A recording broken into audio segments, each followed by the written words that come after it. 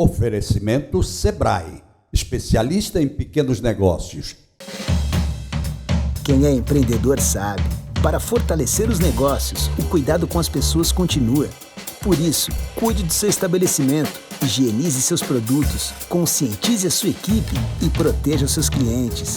Tome conta do seu negócio e conte com o Sebrae para auxiliá-lo nos protocolos de saúde. Acesse sebrae.com.br/cuidados e saiba mais. Sebrae, a força do empreendedor brasileiro. Alô, meus amigos, mais um bate-papo com o Geraldo Câmara, que coisa boa aqui no Armazém Guimarães do Parque Shopping. Bom todo, ambiente maravilhoso. E eu perguntei como é que foi o carnaval, e o carnaval foi muito bom. Apesar de não ter havido carnaval, o carnaval aqui no Armazém Guimarães foi muito bom. O pessoal vindo pra cá, numa boa, essa pizza maravilhosa que eles têm, e por aí vai. Agora, bom mesmo, mas bom mesmo, é você matar a saudade de um amigo. Bom mesmo é você poder olhar olho no olho, sair daquela da gravação de vídeos, voltar o olho no olho e olhar olho no olho neste amigo que você gosta tanto. E eu gosto muito dele e ele sabe disso. O ex-prefeito de Maceió, Cícero Almeida. Tudo bom, meu querido? Geraldo, como é que está você? Eu agradeço pelas palavras. Primeiro, queria agradecer a Deus, né, pela oportunidade de estarmos aqui depois dessa temporada toda, quase 2 anos de sofrimento. Verdade. E nós passamos por ela, então temos que se louvar e agradecer a Deus. Com certeza. Agradecer a você por mais uma oportunidade. Você sempre abriu esse espaço democrático para a gente, para que a gente pudesse expor ideias. Durante muito tempo falar das grandes coisas que fizemos, né, cuidando da nossa bonita cidade. Aqui nós estamos em um grande projeto aqui, né, o Parque Shopping. Que só aconteceu por conta daquela via aqui do lado chamada... Sim, Josefa de Mello e Márcio Canuto. E Márcio Canuto começou pela Márcio Canuto. Exatamente. E nós deixamos o projeto todo pronto, deixamos o projeto, deixamos recursos. Nós já falamos sobre isso, mas não nos cansa de falar das coisas boas. Claro, né? Eu me lembro como se fosse hoje, como você conseguiu os terrenos em volta para fazer essa... Sim, sensacional. Isso se chama credibilidade.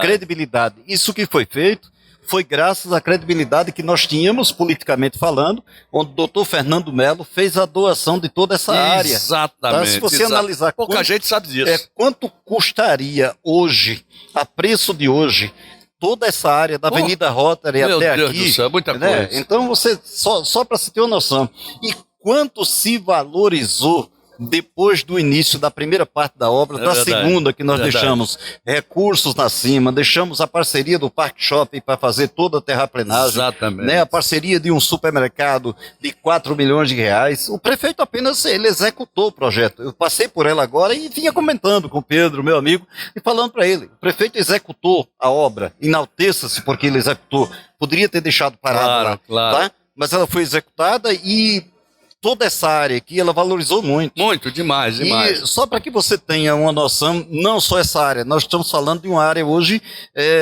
parcialmente, diretamente elitizada, né? Com certeza. Pelos investimentos, nós temos aí o supermercado, temos aqui o Parque Shopping, que muita gente no começo duvidou que não daria certo, né? E está aqui o resultado. Esses apartamentos que serão construídos aqui foram aprovados ainda na nossa gestão, que foi dentro do acordo que nós fizemos para que a obra fosse executada. E depois não pode se esquecer, Cícero, também que o projeto viu a questão viária da ligação da parte baixa com a parte alta. E que foi ainda muito tem mais boa outra. Por aqui. Dentro do contexto ainda do que nós estamos conversando, nós acabamos com o lixão de Maceió, que durou mais de 40 anos.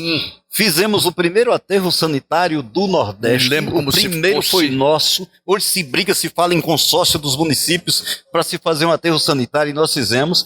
E se você descer ali pela área do São Jorge, nós fizemos também aquela grande via que é a Pierre Chalita, com aquelas opções todas. Deixa eu abrir um parênteses. Deixa eu só matar aqui para concluir. Né, nós temos ali centenas de apartamentos que foram construídos e concluídos e entregues em frente ao lixão, o antigo lixão. Então, não, mas eu tenho que me lembrar que eu fiquei assim, ó, tonto de felicidade. Eu fiz um programa dentro do aterro sanitário com o Mozart Amaral, lá dentro. Você lembra disso? Tanto se falou antes, né? Tanto se falou antes, tanto se criticou antes.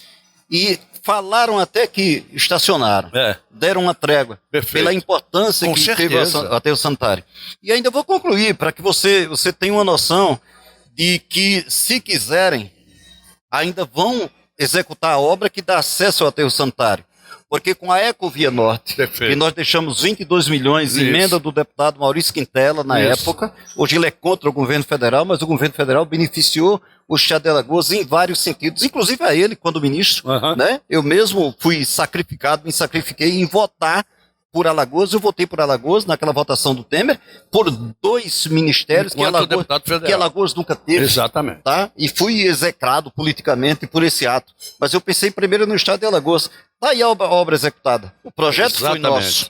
Tá? Os recursos nós deixamos. E a obra está aí. Se não está concluída parcialmente ou totalmente, está parcialmente. Mas já está dando, com certeza, um suporte a todos aqueles que saem da parte alta da cidade. Um dia você virou para mim, quando eu tive a honra e o prazer de participar do seu governo, você virou para mim e disse assim: você sabe quantas ruas asfaltadas, calçadas eu já tenho?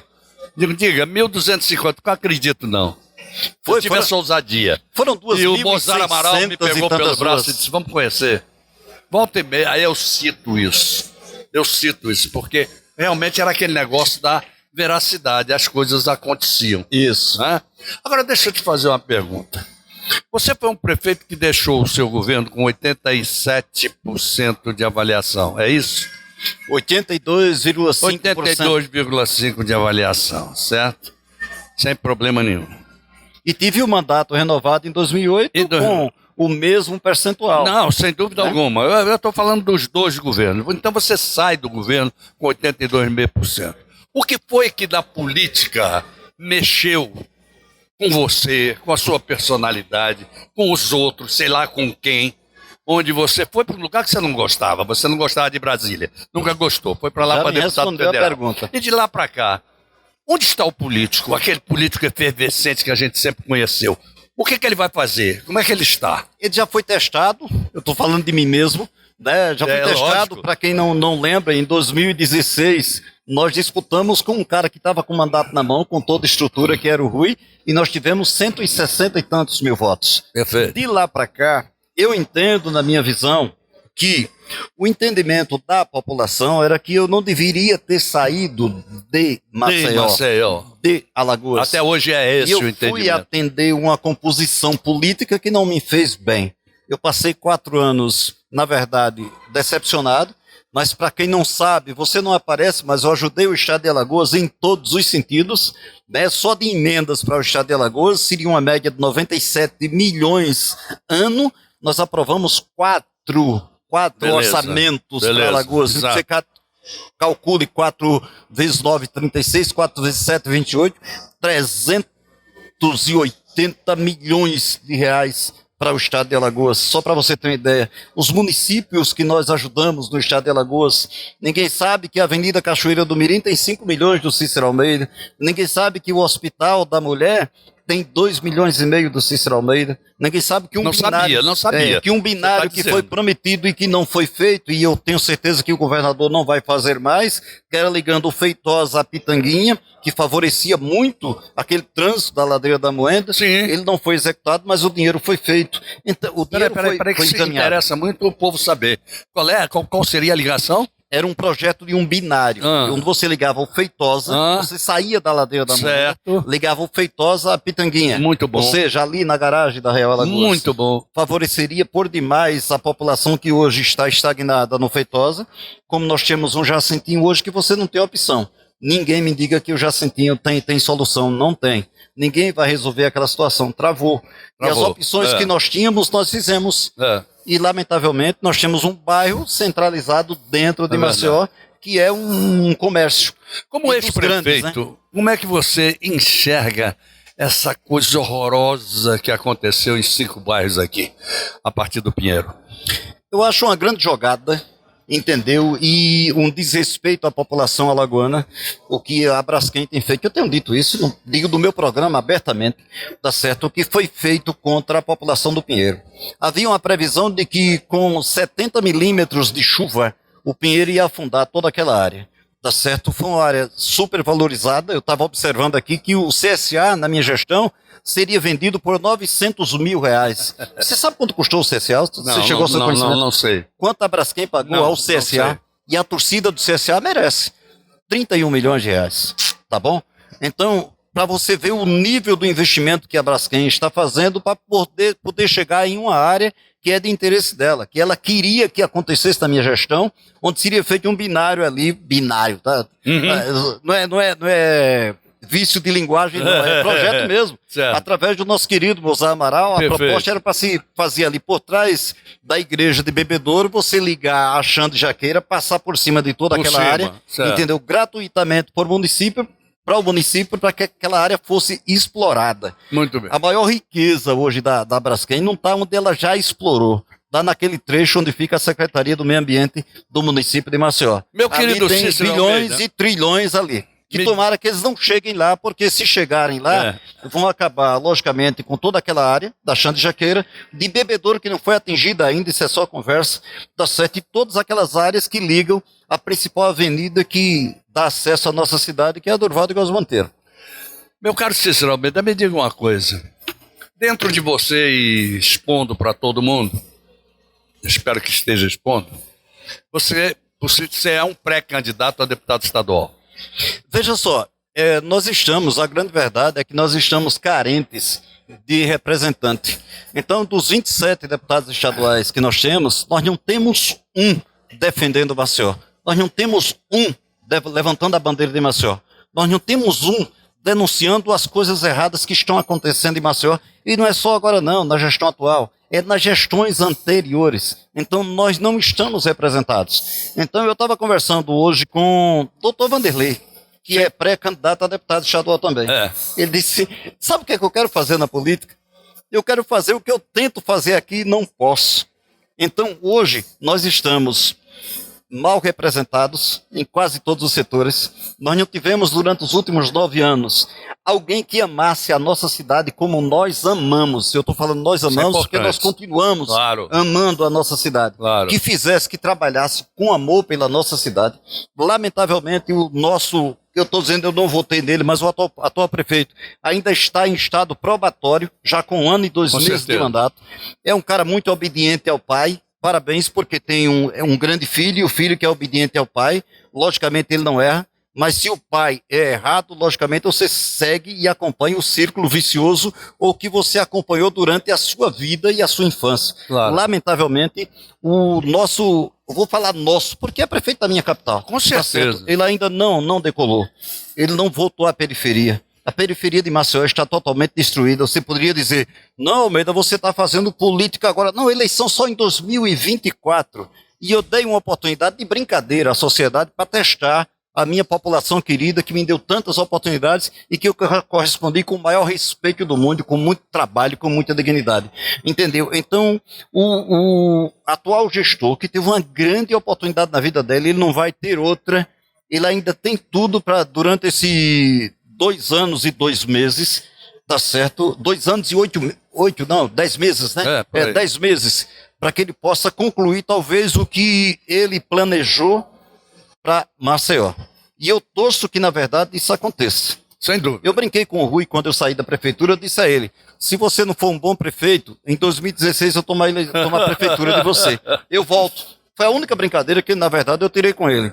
E por um vacilo do governo, infelizmente, que era o partido qual eu estava e que tinha o apoio do governador, nós não ganhamos a eleição. Ele ganhou a eleição na terça-feira. Ô Rui, você sabe disso. Ganhou na terça-feira. Até a terça-feira da semana da eleição, nós estávamos com a eleição nossa. Bom, e eles têm tudo isso. Mas o que eu quero saber mesmo é o deputado estadual. Qual vai ser a grande linha dele? Deixa eu te passar. Eu não duvido que você... Eu fiquei discutindo situação política partidária, entendeu? Durante esse tempo todo. E fiquei ouvindo, fiquei acompanhando e cheguei a uma conclusão. Agora, com os últimos acontecimentos e com as últimas aprovações pelo TSE, a gente sente que só vai quem for grupo, quem tiver grupo, entendeu? E isso já aconteceu aqui, independente da decisão do TSE. Eles estão formando vários grupos e eu vou apostar mais uma vez na população. Se querem os meus préstimos, se querem o meu trabalho, se querem o meu amor para o estado de Alagoas, como eu provei como deputado federal, anonimamente, sozinho em Brasília, não tinha com quem discutir nada.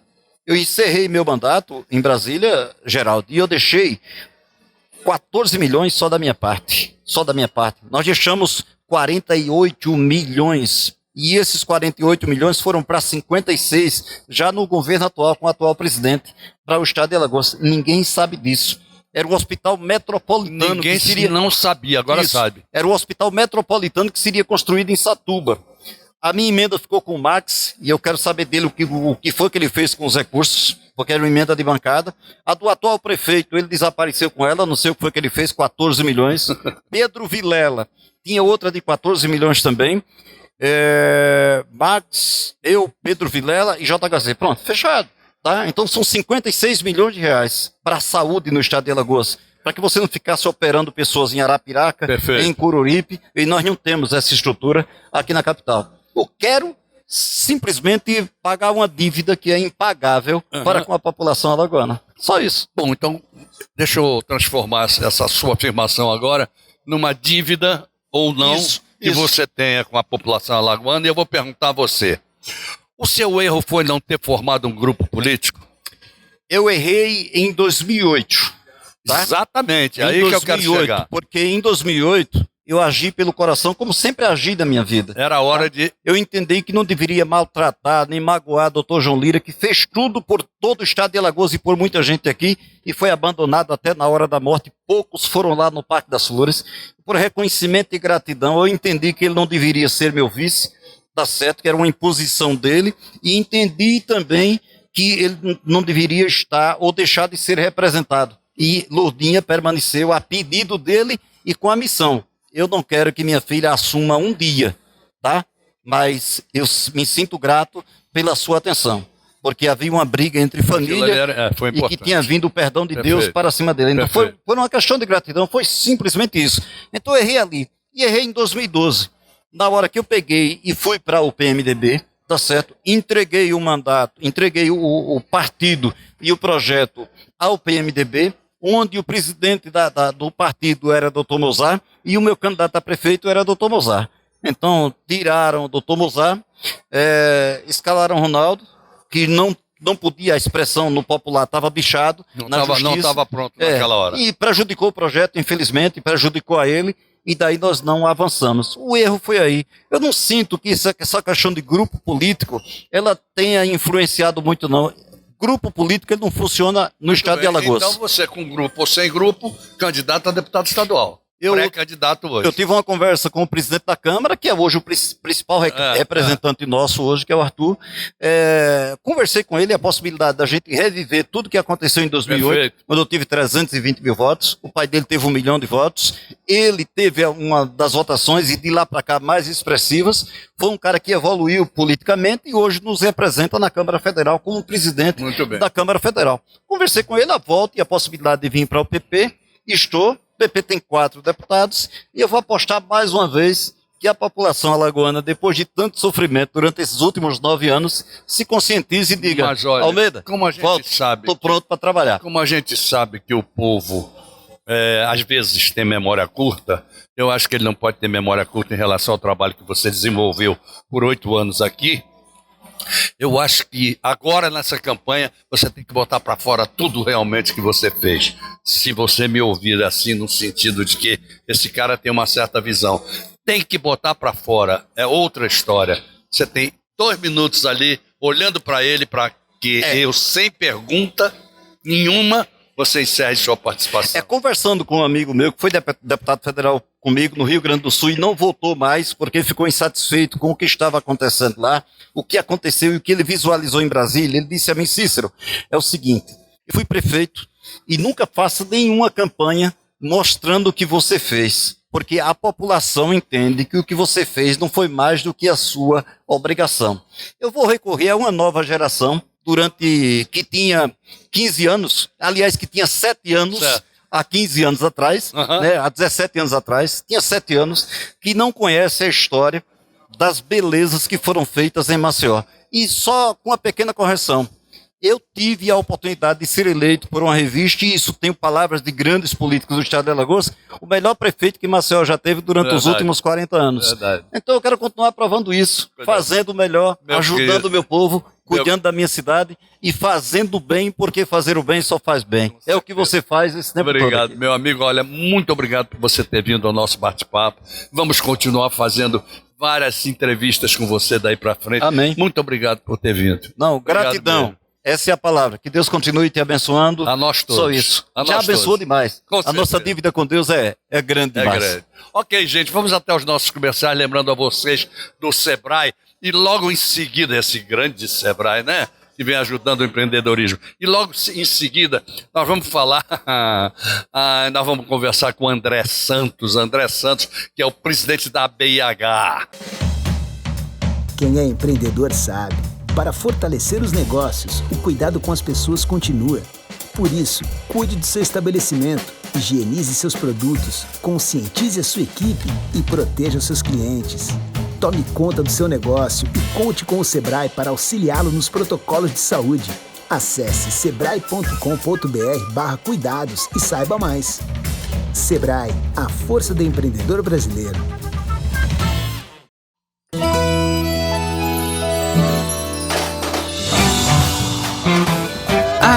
Maceió, terra de gente feliz e de coração caloroso.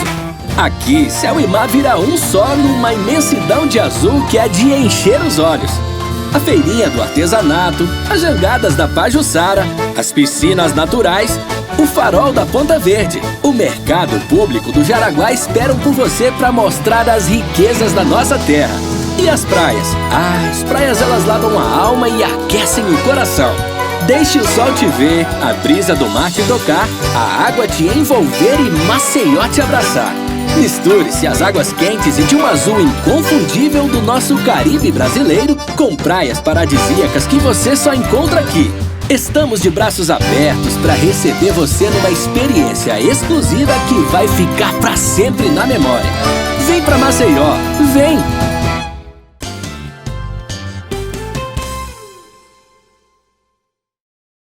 Muito bem, gente. Voltamos ao nosso bate-papo com o Geraldo Câmara de hoje. Sabe por que eu fico feliz? É que as pessoas sempre têm dito o seguinte: o seu programa está tendo um nível espetacular. Que sempre, obviamente, é por conta dos meus convidados. Porque eu faço questão absoluta que os meus convidados tenham nível e tenham assunto, tenham coisas para mostrar para a sociedade. Porque se não tiver, não adianta ficar aqui num blá blá blá besta com quem... Não, eu faço questão absoluta, é por isso que o programa tem nível. Como, por exemplo, hoje, o nosso segundo convidado é o André Santos, que é o presidente da Associação Brasileira da Indústria Hoteleira, capítulo, chama-se capítulo Alagoas? É sede, né, no caso. Sede, né? É. André Santos, tudo bem, meu? Tudo bem, meu. Que prazer enorme recebê-lo. Estar aqui agora olho no olho, né? Olho no olho. Porque na época da pandemia forte mesmo, que a gente fez o programa pedindo os vídeos, você também me deu a honra de participar. Mas eu não podia fazer nenhuma pergunta. Não é? Que coisa. É muito estranho. Muito entrevista estranho, com gravação. Não. E você sozinho, sem ver ninguém. Rapaz, como é que vai ser isso? Você não mexe com você, com as perguntas, né? Então você fica sem saber verdade. O que falar. O turismo é tão abrangente, um leque tão grande que você fica sem saber o que falar, né? É verdade. Mas vamos mexer com isso. Deixa eu só explicar que a BIH é uma das associações que fazem parte de um conglomerado junto ao Maceió Convention, né, que é o conselho. Então, inclusive, a nossa Abragete também faz parte. Por isso, todos eles têm sempre uma participação aqui conosco para estar falando em suas áreas e até misturando as áreas, que é o mais importante de tudo. Como é que você está enxergando a revolução ou a evolução do turismo em nosso estado? Bom, eu vou completar 30 anos do turismo aqui em Alagoas. Né? Então a evolução é muito grande. A evolução é muito grande. Tanto que amigos que vêm, pessoas que conhecem, que já vieram para Maceió há muitos anos atrás, se chocam quando chegam em Maceió e vê o leque de opções. Esse final de semana eu passei na casa de um concunhado meu ele comentava comigo que os amigos dele de Recife, quando vêm para Maceió, voltam chocados com a diferença que na nossa orla, comparada à orla deles lá de Recife. Não tenha dúvida. Né? Além da beleza natural que nós temos, isso aí, por favor, não vamos entrar em discussão, que isso aí é comprovado 100%. Não tem nem que discutir sobre a nossa orla. Vai começar pela água. É. Né? A cor, a água, a todo temperatura. Todo mundo fica louco com a cor da água. Temperatura da água, bom, tudo. Então, como temos essa preocupação em cuidar da nossa orla, de apresentar um bom produto, a simpatia do nosso povo, são coisas que vão agregando. Isso é nosso. Isso ninguém pode ser retirado ou tirado de nós, essa característica. Então, o turismo vem evoluindo passo a passo.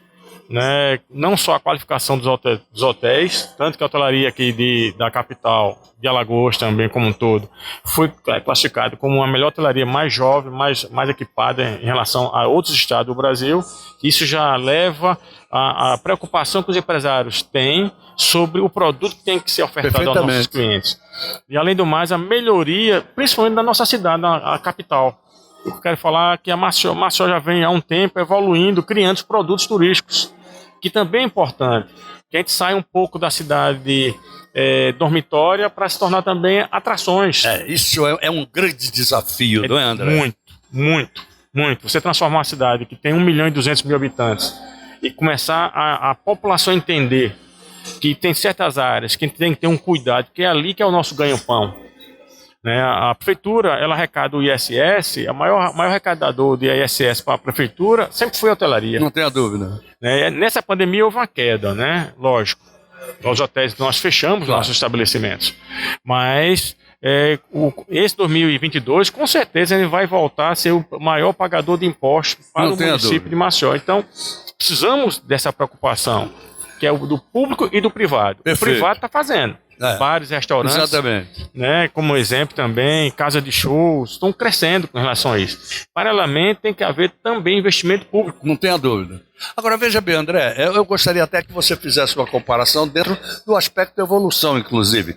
Eu me lembro que em 2006, por aí mais ou menos, eu estava, inclusive, na Secretaria de Turismo do Estado. Na época eu escrevi um livro chamado Turismo é para quem sabe. Quem sabe? E eu fazia uma análise do turismo naquela época e a gente falava de uma série de problemas que não aconteciam. E não aconteciam e a gente ainda verificava e dizia isto no livro, que o poder público não se aproximava no turismo do poder da hotelaria, do poder privado, né, do trade, de um modo geral. E que isso, enquanto isso não acontecesse, a coisa não ia para frente. Aconteceu? Aconteceu. A partir de um loureiro. Não é isso? Foi.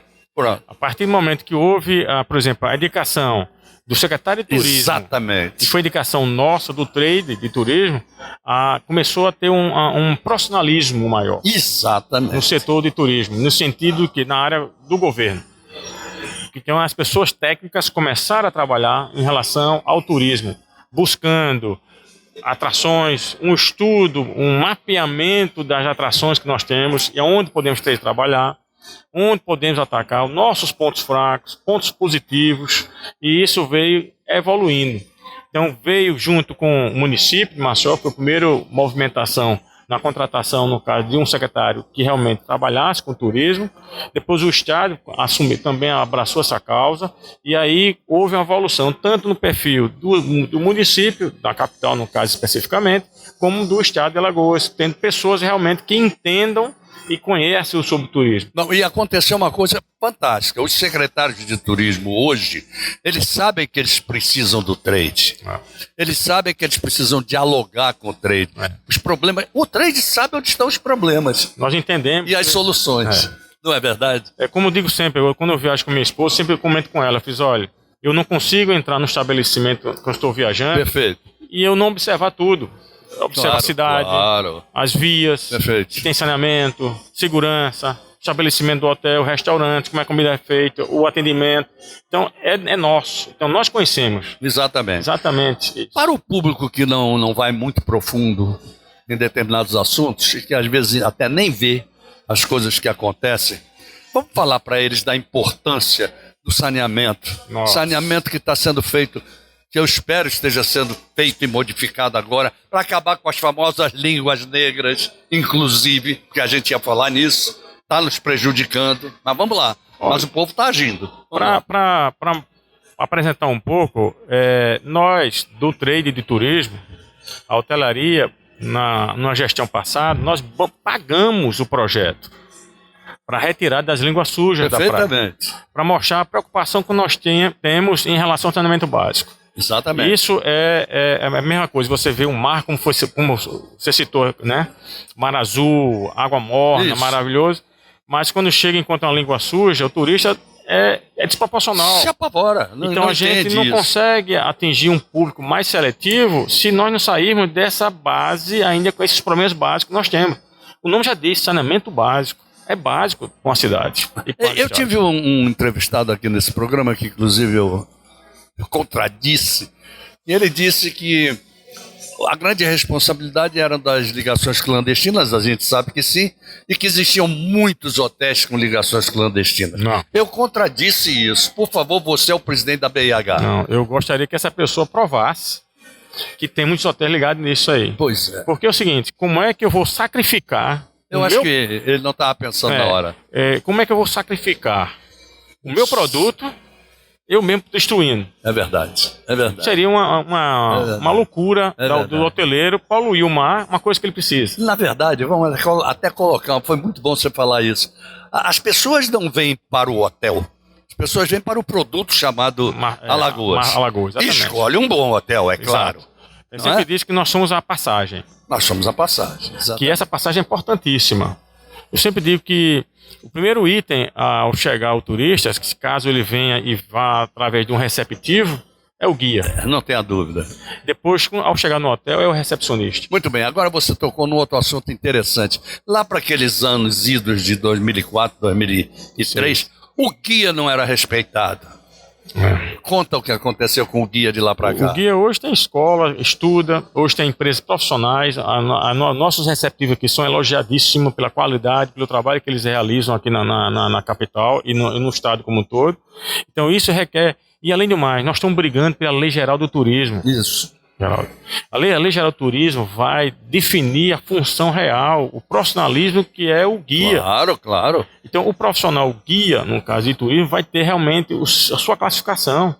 Tem uma briga que a gente briga já há um tempo para ser aprovado, ter o relator e ser aprovada a lei no Senado sobre a Lei Geral do Turismo. Agora eu quero provocar você, como estou provocando os meus pares no Conselho, ok? Que seria o de levantar uma bandeira para nós levarmos a matéria turismo para as escolas públicas primárias. Eu conversei com o secretário municipal aqui de Marçal exatamente sobre isso. Solicitei a ele... Que coisa boa saber disso. Que introduzisse, não diria a matéria, mas o tema. O turismo. Tema tem que entrar. Por exemplo, nós tivemos uma visita técnica em Gramado, e para mim é um case não só no Brasil, mas eu diria até do mundo. Perfeito. Né? E aconteceu que um prefeito, há 30 anos atrás, definiu algumas coisas. Um foi plano diretor. É outro assunto. Absolutamente necessário. É outro assunto importantíssimo na nossa cidade. Nas cidades todas de Alagoas. Mas, sobretudo, na nossa capital. E a outra questão foi a questão da introdução do turismo nas escolas. Tem que ser. Que era você colocar, exemplo, 2 turistas mais 2 turistas. São o quê? São 4 turistas. Então, começa a criança a entender que o que é o turista. Perfeito.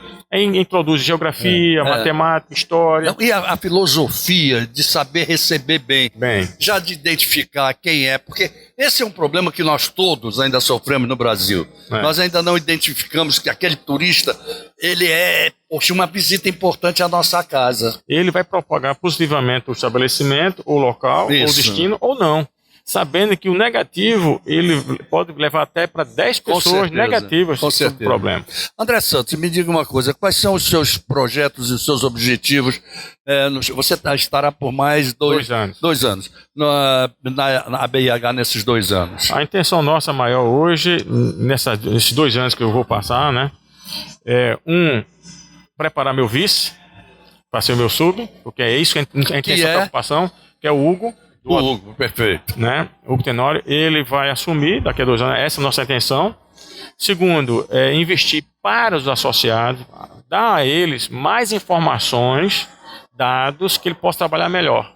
Com essas informações, a gente pode começar a melhorar, por exemplo, a nossa diária média, que é um problema que nós temos.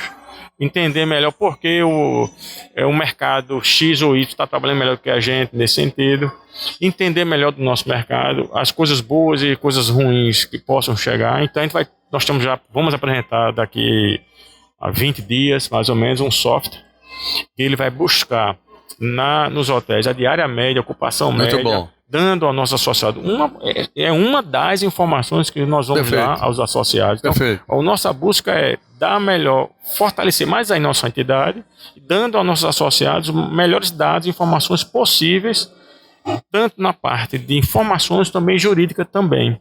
Muito bem, isso é importantíssimo. Para que a gente entenda melhor os nossos processos, para os hoteleiros melhorar cada vez mais, porque 65% dos nossos associados são de pequenos meios de hospedagens. Exatamente. Então, é aquele proprietário que ele faz de tudo. Ele é a vida dele. É o gerente operacional, financeiro, de compras. Então, essa pessoa precisa ter informações melhores para trabalhar melhor o seu estabelecimento. Agora me diga uma coisa, qual é a influência que hoje, eu não sei se vou chamar de operadoras ou não, essas que operam com hospedagem?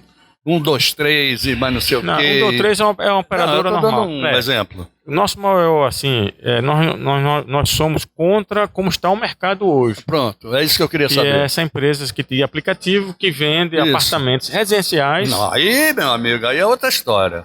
O Airbnb. Que é uma das empresas que trabalha. Então, esse realmente é um problema muito sério. Por quê? Porque é uma concorrência desleal. Exatamente. Enquanto nós temos fiscalizações, nós temos que ter em mãos 16 processos, informações como PMOC, meio ambiente, vigilância sanitária, N pessoal coisas, especializado, qualificação, funcionários, por exemplo. Nós temos recepcionistas, mensageiros, camareiros, uma série de equipes. Claro. Enquanto esse estabelecimento utiliza a estrutura do prédio. Perfeito. O Supremo Tribunal Federal já deu causa ganha. Os condomínios podem proibir que o morador coloque seu apartamento para aluguel em diárias, né, como hospedagem comercial. Muito bem. Esse realmente é uma concorrência muito desleal para a gente. Amigo, me diga o seguinte, eu sempre sinto que existe uma falta muito grande de um hotel-escola aqui no estado de Alagoas. Verdade. Eu perguntaria a você, como é que você enxergaria o trade se unir para ter um hotel-escola? Já conversamos muito com participação acionária, inclusive. Conversamos com o Estado, fizemos uma proposta que tem um hotel aqui do SESI, ali em Guaxuma, que poderia ser transformado no hotel. Já tem toda a estrutura. Perfeito. É só criar uma pequena estrutura que o Sistema S tem condições de investir. E a hotelaria daria toda a estrutura, antes de tudo, até dos estágios. Como acontece. Muito importante. Eles formariam lá e com isso teríamos mão de obra qualificada para os nossos hotéis. E não esqueça que em 4 anos vão ter mais 19 hotéis até o momento. 19 hotéis sendo construídos aqui em Maceió. Me diga uma coisa, quantos leitos existem hoje? Hoje, o Estado tem 35 mil. E município, Alagoas, Maceió está beirando os 19, quase 20 mil. Eu te fiz essa pergunta porque quando eu cheguei aqui há 25 anos atrás, Maceió tinha 2.800 leitos. É isso que eu dizer agora. Não é isso? Quando você falou 2.000, aí eu fiquei aqui já calculando. Exatamente. Aqui. André, você tem 2 minutos para que eu não faça a pergunta. Não esqueça que até daqui a mais 4 anos vão ser abertos mais 10 mil leitos. Mais 10 mil leitos, brincadeira. Graças a Deus, e tomara que abra mais. André, que prazer enorme ter recebido você aqui. Meu também. Eu peço a você que utilize esses 2 minutos que faltam para que eu não lhe faça pergunta nenhuma e você não deixe nenhum vácuo nessa entrevista.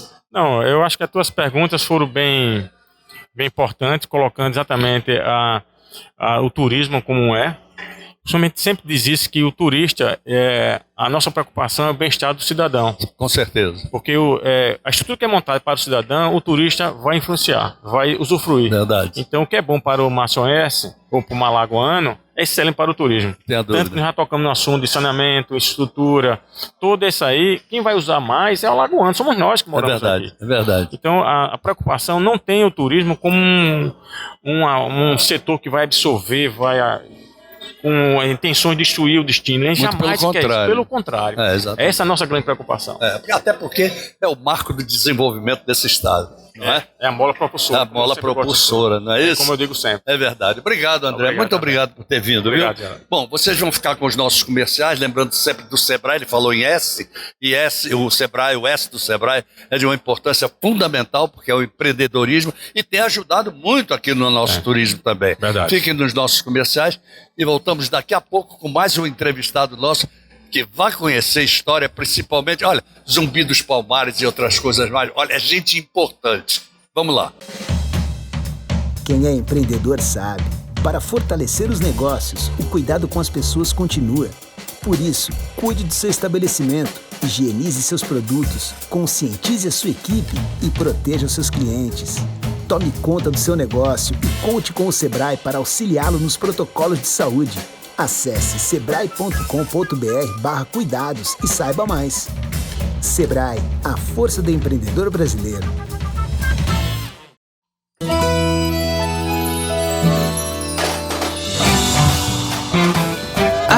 Maceió, terra de gente feliz e de coração caloroso. Aqui, céu e mar vira um só numa imensidão de azul que é de encher os olhos. A feirinha do artesanato, as jangadas da Pajuçara, as piscinas naturais, o farol da Ponta Verde, o mercado público do Jaraguá esperam por você para mostrar as riquezas da nossa terra. E as praias? As praias elas lavam a alma e aquecem o coração. Deixe o sol te ver, a brisa do mar te tocar, a água te envolver e Maceió te abraçar. Misture-se às águas quentes e de um azul inconfundível do nosso Caribe brasileiro com praias paradisíacas que você só encontra aqui. Estamos de braços abertos para receber você numa experiência exclusiva que vai ficar para sempre na memória. Vem pra Maceió, vem!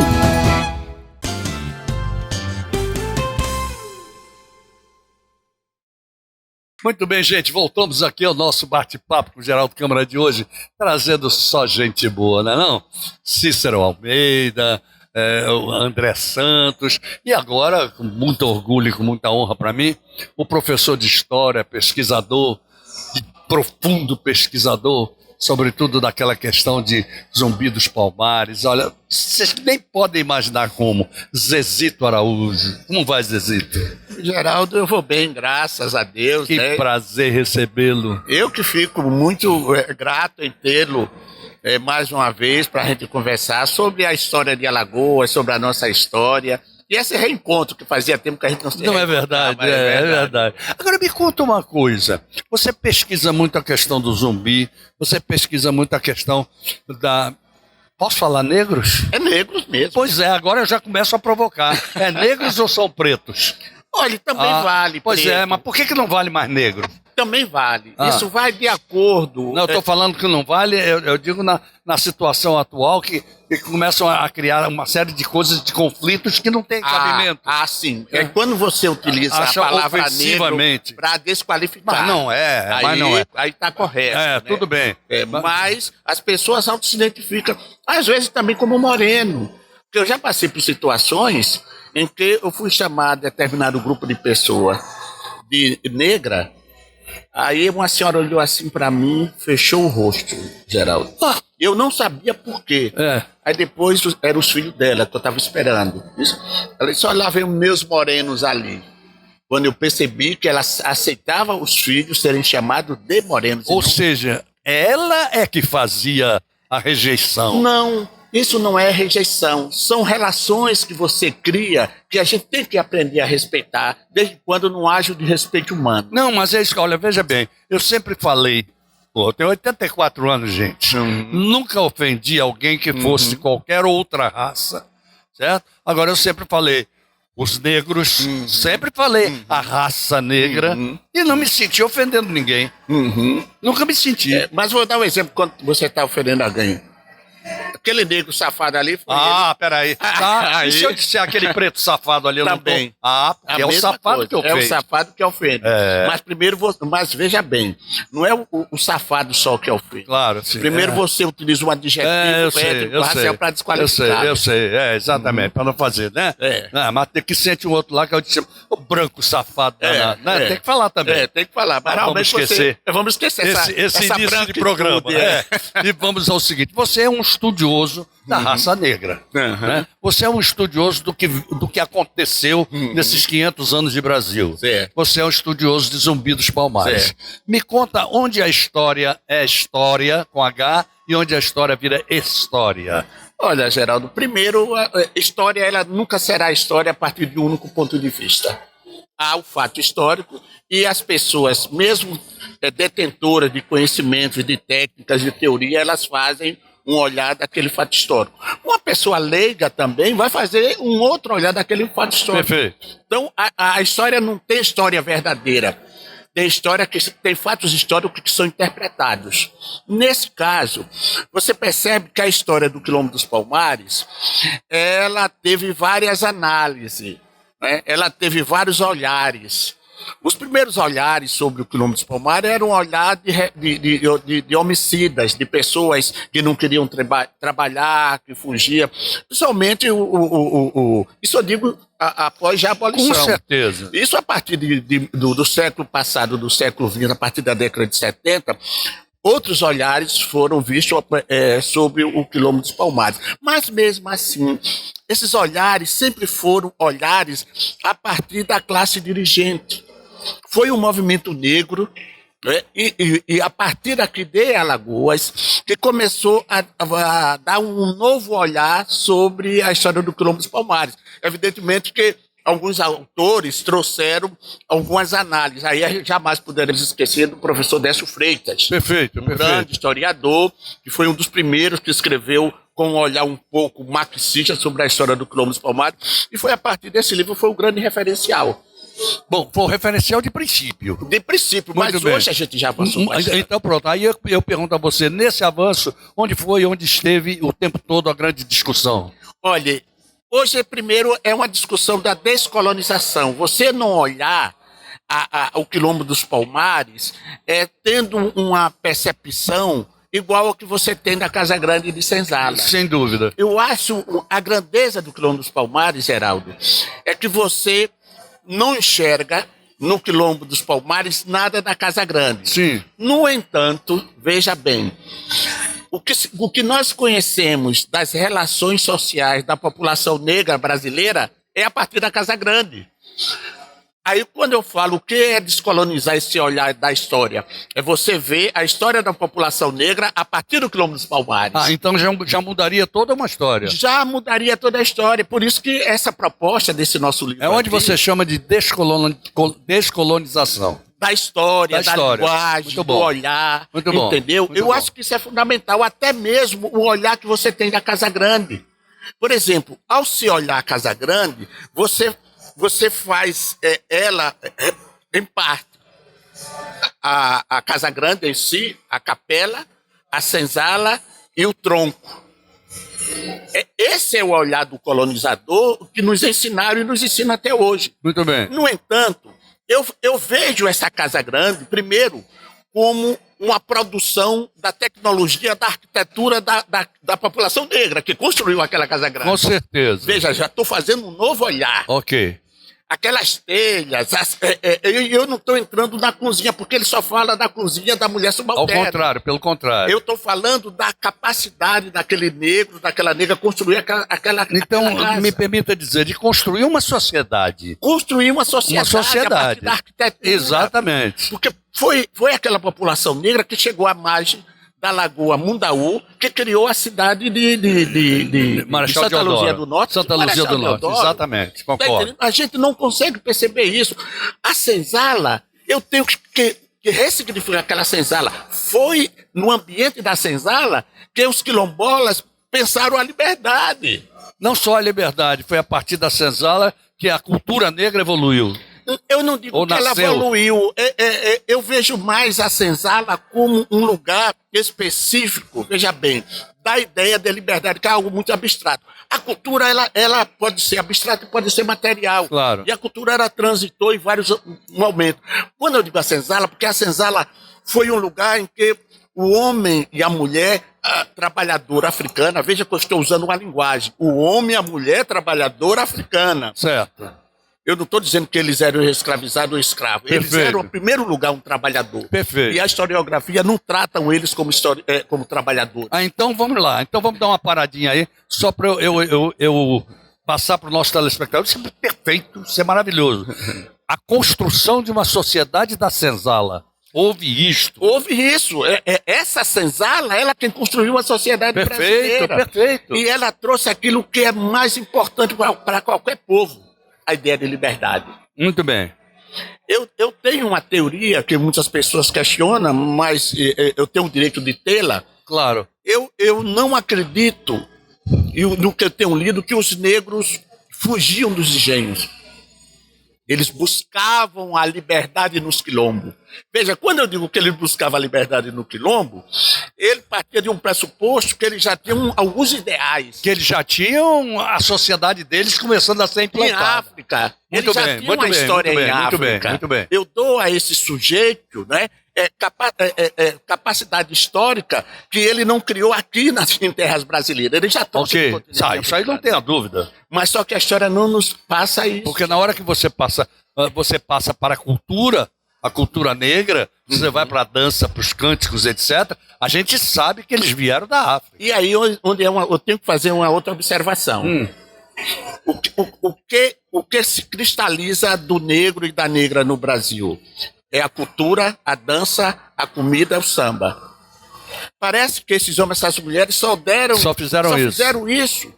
Mas se você olha qualquer igreja em Ouro Preto, você só olha aquilo que foi feito pelo aquele que pagou a construção. Mas quem fez aquela igreja foram esses homens, essas mulheres. Sim, claro. Aquela arquitetura. Aqui em Penedo, você vai na igreja das Correntes, aquela arquitetura bela. O visitante, o turista, não é capaz de enxergar que aquilo é resultado de um conhecimento tecnológico dos negros e das negras que construíram aquilo. Veja, isso são releituras que a gente faz. E nesse caso... É uma releitura muito interessante. E nesse caso, esses homens, essas mulheres passam a ser protagonistas da história. Com certeza. Com isso, eu não quero negar que eles também contribuíram na cozinha, na culinária. Mas quem elegeu essa contribuição, esse fazer, esse saber, foi a branquitude. Tudo bem, agora peraí que eu quero abrir o parênteses disso aí. Quando você falou na culinária, eu não quero deixar de dizer... Pelo amor de Deus, a culinária hoje é uma arte internacional. Não, E a arte, a culinária da raça negra no Brasil, ela é a nossa culinária. Mas eu não estou negando, pelo contrário. Pelo contrário. Perfeito. Eu não posso encobrir ou negar outros fazeres. Sem dúvida. Que a população negra construiu nesse país. Muito bem. Porque eles cristalizam só a dança, o samba, a culinária... Não é? E o futebol que também está perdendo. Mas tem a literatura também, não pode se esquecer de um Euclides da Cunha, por exemplo. O Euclides da Cunha foi perverso. Sim, mas é o que eu estou dizendo, foi um literato. É literato, mas como foi que ele colocou a população negra na sua literatura? Como ele colocou na sua visão? Ele desqualificou. Ele dizendo como era que ele colocava o homem nordestino, entendeu? Mas vamos trazer Abdias Nascimento. Abdias Nascimento, grande Cruz Abdias. de Souza. Vamos trazer Joel Rufino dos Santos. Todos contemporâneos. E do século passado. Do século passado, mas contemporâneos. Vamos trazer Lélia Gonzalez. Então, nós temos uma literatura pujante negra. Tá? Então, com isso eu não quero negar. Mas nós temos Zezito Araújo hoje com o Quilombo dos Palmares. Aqui, meu filho, tá pegando aí? Tá? Olha, beleza. Quilombo dos Palmares, esse é o seu novo livro? É o meu novo livro. Conta pra nós, fala rapidinho. Olha, e o interessante é que me antecederam aqui duas figuras importantes para o estado de Alagoas. O primeiro, o ex-prefeito Cícero Almeida, e depois o André Santos, né? Que trabalha com a questão de hotelaria aqui. Isso, turismo. E eu estava vendo, até depois o André conversou comigo, como essa nossa conversa encaixa-se um pouco nos dois. Não tenha dúvida. A proposta desse livro é trazer uma história sobre o Quilombo dos Palmares a partir das nossas experiências de alagoanos. Muito bem. Por exemplo, se você perguntar a um alagoano, uma alagoana, qual a sua identidade quilombola? Eles têm dificuldade de entender. Porque a história do Quilombo dos Palmares, ela não é parte da história da formação da sociedade alagoana. Não, ela é pernambucana. Mas ela é parte da história de Alagoas. Sim, ela é parte porque ela se situou aqui. Não, mas o território foi Alagoas, independente pertencer à província de Pernambuco. Por quê? Aí eu quero fazer um contraponto quando é que se diz Alagoas, terra dos marechais. Não é? Isso ficou marcado. Alagoas, terra dos marechais. Mas Zumbi dos Palmares veio antes de Marechal Deodoro. Não é só Zumbi dos Palmares. Quantos quilombos temos hoje em Alagoas? Quantos quilombos são em Alagoas? O Quilombo dos Palmares tinha 12 mucambos. Desses mucambos, 6 ficaram aqui em Alagoas. E os 6 principais: Sumbubira, Seca Real dos Macacos, Ozenga, Andalaquituxe. Então, esses principais ficaram aqui. Mas o que importa de Palmares é que essa população contemporânea e mesmo do passado, elas não essa história do Quilombo dos Palmares não fazem parte da nossa história, do nosso dia a dia. Entendi.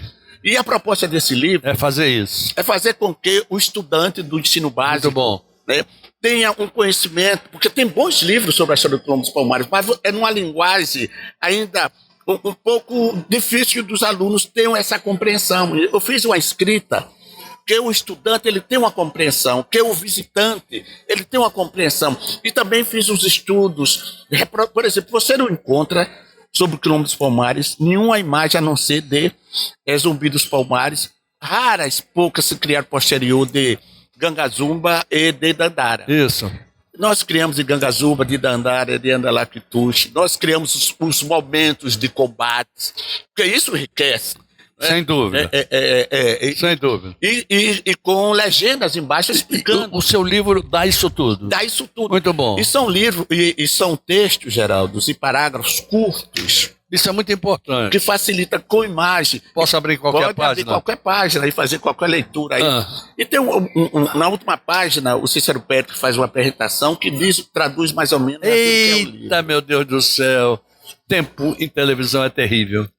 Uma entrevista como essa tem que ter um segundo capítulo depois. Eu estou vendo aqui Mulheres do Quilombo dos Palmares. Você conhece capítulo voltado para isso. Não tem pois é, história. Organização social e política. Era o que a gente estava falando ainda há pouco. Nós estávamos falando pouco. Ô Zezito, a gente só tem 3 minutos, Zezito. Por que eu não perguntei a você que você gostaria de falar? Não sair sem falar nesses 3 minutos. Diga aí. Olha, porque você deu uma aula aqui. Não, o que eu gostaria de falar aos alagoanos e às alagoanas, que se dediquem mais em conhecer as nossas histórias.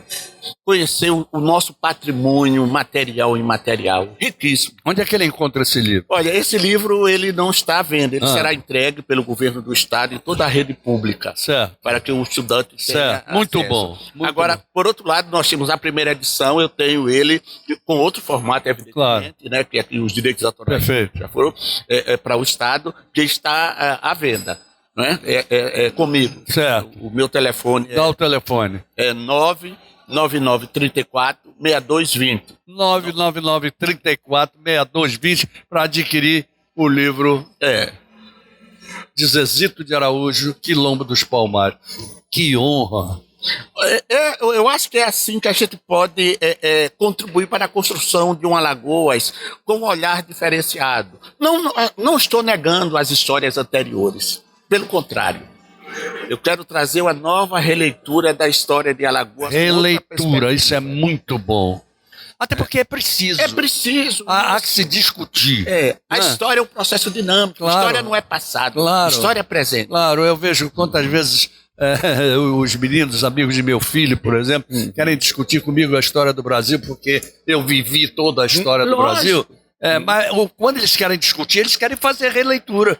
Sem dúvida. Sem dúvida. Eu acho isso maravilhoso. Então é essa a minha proposta para os alagoanos e aqueles que visitem o nosso estado, não deixem de visitar a Cerca Real dos Macacos na cidade de União dos Palmares. Não vão só no 20 de novembro, mas vão todos os dias e todas as oportunidades que tiverem. E subir a Serra da Barriga. Visitar, não é? Serra da Barriga. É isso aí. Zezito, que honra, que prazer enorme receber você, viu? Um prazer muito grande. Geraldo, e vou receber outras vezes. Sim, eu que agradeço mais essa oportunidade de conversarmos sobre a nossa história. A oportunidade foi nossa, tenha certeza disso. Okay, e a vocês que estiveram conosco até agora, Que bom, que prazer. Como é bom, né? Eu peço a vocês que estejam conosco no próximo sábado, se Deus quiser. Como ele mandou dizer que quer, nós vamos estar juntos, pode ter certeza. Até lá. Oferecimento Sebrae, especialista em pequenos negócios.